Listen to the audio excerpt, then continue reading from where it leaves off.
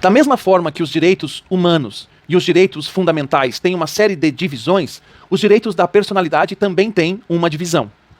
Predomina a divisão em 3 partes ou dimensões dos direitos da personalidade: corporal, mental e social. Na parte corporal, encontramos os direitos da personalidade da vida, dos alimentos, do corpo, dos órgãos, do paciente e etc. Na parte mental, encontramos os direitos da personalidade das liberdades, tais como de pensamento, de autoria e etc. Por fim, na parte social, encontramos os direitos da personalidade da imagem, da intimidade e do segredo em seus aspectos individual, familiar, profissional e social. Os direitos da personalidade são garantias de proteção não apenas da pessoa física, mas também da pessoa jurídica. Tanto os direitos fundamentais do artigo 5º da Constituição, quanto os direitos da personalidade dos artigos 11 até 21 do Código Civil, não excluem outros direitos. Assim, os direitos expostos nesses artigos não esgotam o ingresso de outros direitos. É o que chamam de cláusula de abertura. Assim, por exemplo, o Tratado de Direitos Humanos das Pessoas com Deficiência ingressou em nossa ordem constitucional sem estar explicitamente no artigo 5º da Constituição. Assim, por exemplo, o direito à orientação sexual, o direito ao gênero, o direito ao esquecimento, o direito à desindexação da internet ou o direito de não saber, todos eles não estão explícitos nos artigos do Código Civil sobre direitos da personalidade, mas mesmo assim fazem parte desses direitos. As características dos direitos da personalidade aparecem no artigo 11 do Código Civil. Em regra, os direitos da personalidade são intransmissíveis, indisponíveis, impenhoráveis, irrenunciáveis, imprescritíveis, extrapatrimoniais, vitalícios, absolutos, naturais, inatos e inerentes à condição da pessoa. Portanto, essa é a regra. No entanto, algumas dessas características são relativizadas na parte patrimonial dos direitos da personalidade. Alguns exemplos. Primeiro, a cessão onerosa de uso de imagem nos esportes e em programas de televisão, tais como o BBB. E segundo, os direitos patrimoniais do autor. Também, terceiro, a possibilidade de cessão de material biológico para fins científicos. Mas que fique bem claro, esses casos são exceção à regra. Embora a personalidade acabe com a morte, o artigo 12 do Código Civil trata dos resquícios da personalidade que permanecem mesmo após a morte da pessoa. São aqueles casos em que os direitos da personalidade, sobretudo em seus aspectos físicos e sociais, são ofendidos após a morte da pessoa. 3 exemplos. O primeiro é o caso de um livro sobre Garrincha, que o apresentava de maneira desrespeitosa, o que levou a filha a questionar a validade da obra. O segundo, o caso de um livro sobre Lampião, que o apresentava também de maneira desrespeitosa, o que levou sua filha a questionar também a validade da obra. O terceiro exemplo refere-se à criogenia, ou congelamento após a morte. O artigo 13 do Código Civil trata da integridade física e do nome. Importante nesse aspecto a não mais consideração como doença dos casos de transexualidade.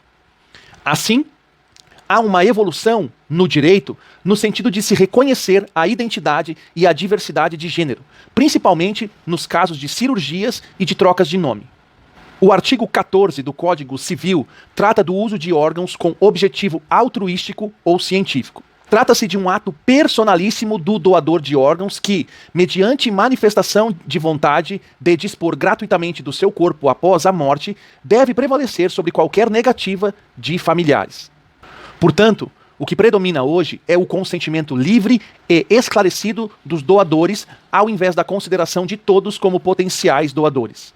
O artigo 15 do Código Civil trata dos direitos do paciente em casos de tratamento médico. Os princípios da ética e da bioética médicas determinam que o médico deve sempre buscar a melhor forma de cuidado dos pacientes, de modo a preservar a vida, sob pena de responsabilidade jurídica. No entanto, é comum os casos em que os pacientes, principalmente por motivos religiosos, recusam o tratamento determinado pelo médico. E agora, o que fazer nesses casos? Nos casos que não envolvem emergência, a vontade do paciente é que deve prevalecer, obrigando o médico a oferecer alternativas de tratamento. Já no caso de emergência, é a indicação do médico a que deve prevalecer. Os artigos 16 até 19 do Código Civil tratam do nome. Sobre esse tema, duas coisas são importantes: os elementos do nome e as possibilidades de sua alteração. Os elementos do nome são 5.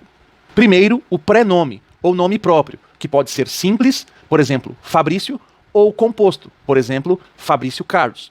Segundo, o sobrenome, apelido ou patronímico, que também pode ser simples, por exemplo, Zanin, ou composto, por exemplo, Tavares Zanin. Terceiro, as partículas de, da, dos, etc. Por exemplo, Fabrício de Zanin. Quarto, o agnome ou nome anterior, por exemplo, Júnior, Neto, Filho, Sobrinho, etc. E quinto, o cognome, alcunha ou nome artístico, tal como Xuxa, Pelé, Didi, etc. Deve-se sempre preservar o nome da pessoa de situações de exposição a ridículo, a desprezo, a difamação, sendo o seu uso precedido sempre de autorização. A Lei de Registros Públicos prevê as possibilidades de alteração de nome, que tanto pode ser para inserção quanto para retirada. São as seguintes possibilidades: exposição ao ridículo, erros de grafia, transexualidade, cognome ou nome artístico, nome do cônjuge ou volta ao nome de solteiro ou de solteira, nome do pai ou da mãe em caso de adoção, tradução de nomes estrangeiros, proteção de testemunhas, sobrenome de familiar remoto no caso de dupla cidadania, nome de padrasto ou de madrasta e abandono afetivo, etc. O artigo 20 do Código Civil trata da imagem. Sobre esse direito da personalidade, da mesma forma que o nome, seu uso deve sempre ser precedido de autorização.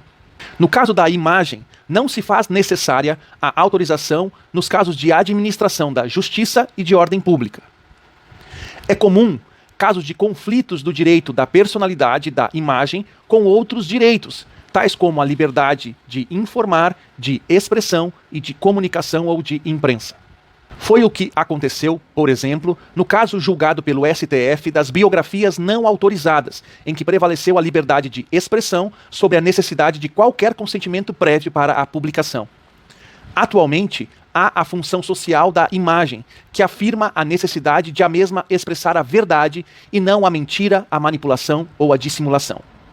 O artigo 21 do Código Civil trata da privacidade, da intimidade e do segredo. O exemplo do caso do e-mail corporativo explica bem os conflitos que esse direito da personalidade manifesta. Pode o empregador fiscalizar o uso do e-mail corporativo de um funcionário? Há um choque aí do direito à privacidade e intimidade do empregado com o direito à propriedade do empregador.